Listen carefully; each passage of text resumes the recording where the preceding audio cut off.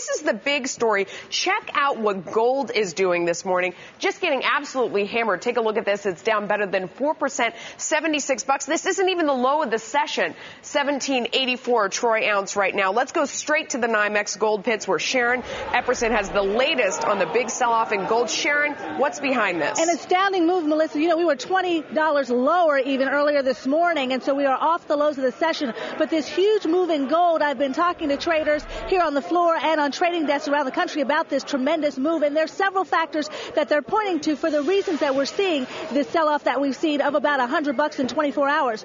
We are looking at more risk appetite. You can see that with equities having rebounded today as well. More risk appetite on other commodities faring better as well today. And then we are seeing the sell-off that we're seeing as equities have been oversold over this last week or so, and gold has been overbought. What do I mean by that? Well, look at what's happened in the last 5 days in gold. We've seen a rally of about $150 in that period of time. And once gold prices got over that $19.10 an ounce level, that was a key threshold level, and we have seen a technical correction here. The overnight high on Tuesday, that was the $19.1790 an ounce, and we've fallen nearly $150 from that period of time. But keep in mind as well, traders are continuing to watch on the downside here. If we continue to see a retracement, another key technical level, that's $17.58. A lot of folks blaming what is happening, the rise and the fall, on high-frequency trading. But talking to one of those traders, John Netto from M3 Capital, he says, look for perhaps gold to rally here a bit and get to that 18.10 level by the end of the session. We'll see if he's right on that prediction. But again, we are looking at many traders still out there saying we can still see a bull run in gold continue. This is a technical correction. They're still calling for some $2,500 gold by the end of the year. Many, of course, saying 2,000. We weren't too far away from there just 36 hours ago. But again, a correction right now in the gold market as risk appetite is definitely back on. Bill? All right, Sharon, stay right there. Let's talk more about this move in gold, whether it's going up or down. Is the party over, or is it a buying opportunity? Joining us right now from the NYMEX, Lou Grasso of Millennium Trading, George Giro, he's precious metals strategist at RBC as well. Lou, what is going on? Why? I mean, I don't understand the move up, but why is it going down today and yesterday? Well, I think that the programs have snipped out some vulnerability in the marketplace. They saw that we had this extended move. We had about a $300, maybe a $400 move since the 4th of July. Actually, I think it was a little bit more than $400. So when you get an extended move like that, which gold is really kind of unprecedented, I think they saw it and they looked at it and they said it can't all be in the hands of strong players. So they took that opportunity. The program saw it. It hit the 1917. It backed off. It failed that level. Once it got back under 1880, it really started to have a big sell-off yesterday. Okay. Today, when we got below 18 and a quarter, it just accelerated. George, you have been the master of this market for decades. What do you think? What is your bet? Is this a collapse, or is this the pause that refreshes? I think this could be a pause that refreshes. It has to build up open interest. Now, I have been concerned for a last couple of weeks.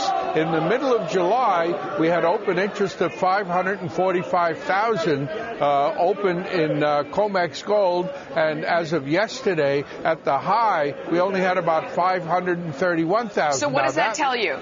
Well, that tells me that it was a huge trading move and it didn't build up any foundation. And on the way down, when the sell stops went off yesterday and today, as the sell stops came off, there were no ready buyers. So it was basically just the sell stops accelerating, selling begets selling. And of course, with 3% up in stocks, 3% down in gold yesterday, again, stocks stable today, the gold had to get a big hit, and it did. And now we have to wait and see whether Mr. Bernanke pulls a rabbit out of the hat next Friday or not. Melissa? You can go ahead, Sharon. Another thing that traders have been looking at, of course, has been the GLD and the money that has flowed in the GLD and the way that it has grown. And to Lou's point about weak investors getting in this market, I'm wondering how many traders, professional traders, were saying, hey, with the GLD becoming the largest ETF in the past week, this is something that we need to take a look at. There's some players in here that may be some of the weaker players. That has to speak volumes right there as well.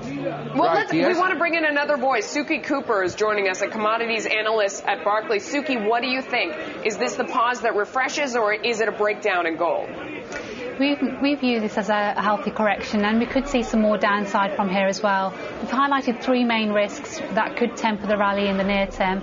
Firstly, profit taking, potentially margin requirement hikes, surges in scrap supply that does respond to high elevated prices, and also the fact that we're coming slowly out of the seasonally weak period for physical demand. So I think softness here is more of a buying opportunity. We still expect prices to average 1875 in the fourth quarter of this year. Lou, right or wrong, it seems that there's been a zero-sum game between gold and stocks. When one goes up, the other goes down, and vice versa. Are we right or wrong about that? And is that what's been fueling this stock market rally the last few days? Yes, and Lou Grasso, please. I would say that you are right about that. In the last couple of weeks, maybe a month and a half or so, every time the markets come off, gold is rallied. When the market rallies, gold comes off. I don't think that really the stock market is sort of leading us. I don't think that we're leading the stock market. So before you step back into gold, you're going to watch the stock market? Is that what you're saying? We've been watching the S&Ps. We're trading off S&Ps. We are. George, what's your take on that? I think this is all about asset allocation, and the higher margin rate has kept people from buying now because it's too expensive, so they either go to the options or they go to other derivatives, and the ETF became larger because of the outflow from Standard & Poor's, not because of just the inflow into the gold. George, what is the number, what is the support that would make you nervous if we break down below it that you would think gold is really collapsing? What's your number? I think 1650. Okay, you got a number, Lou? That is 1680 to 1650 is where I've been saying we could pull back to. And Suki, why are we even talking about gold these days? I mean, I don't want to get too high altitude here because we're following this minute by minute here, but what's the merit in buying gold right now? It's not a value of currency anymore. It is a currency. Where? Where can I buy something? Where can I walk into some place and buy something with gold? Where? You tell me where.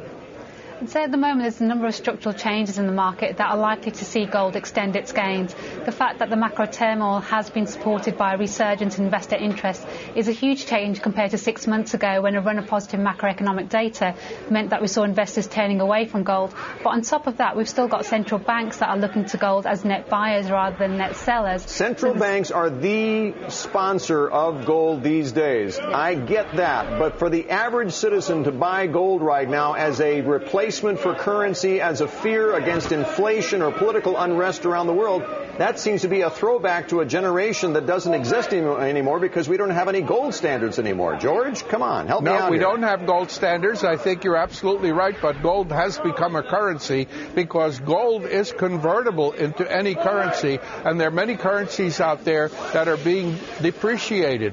Even the dollar was depreciated. Yeah. So people want to hold on to purchasing power. But when you have an extension and too many people enter into a very crowded trade, we do become overpriced in the short run. Speaking of a crowded trade, I mean, Lou, as a professional trader, does it make you nervous when I'm driving around and listening to satellite radio and I hear the ads that say if things get better, it's good to own gold. If things get worse, it's good to own gold. When you have the average investor and the average consumer piling into gold, do you worry that the trade is over and that it's gotten too crowded? Well, that was the thing I would say about a year and a half ago that I talked about. I said when the average person, when they're rushing in, the public is the last one always into a trade.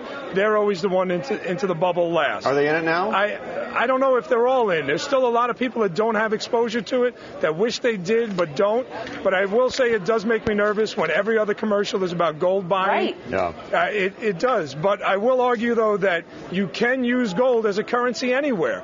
You may say you can't, but I'm telling you, if you go into a store somewhere, maybe not a Walmart, but if you go into a sole proprietor store and you tell the guy you want to give him an ounce of gold, I'm sure he'll give you his merchandise. I think Bill and I know what we're doing this afternoon. Yeah, we know what our assignment is. Go ahead, Sharon. Many investors do not have gold. I mean, I think a very key point here is if you have mutual funds, if you have a 401k, you don't have gold in that portfolio. The difference between what we're seeing here and what some people are trying to make an analogy with the tech bubble is a lot of folks had tech stocks. Now people are talking about gold and they're saying we're hearing these ads, but in terms of having it in their investment portfolio, there's a real paucity of gold for most investors, and that is what is likely, many people are saying, to drive up the price, continue to see this bull run continue. Thank you so much, everybody. A great conversation. Appreciate it very much.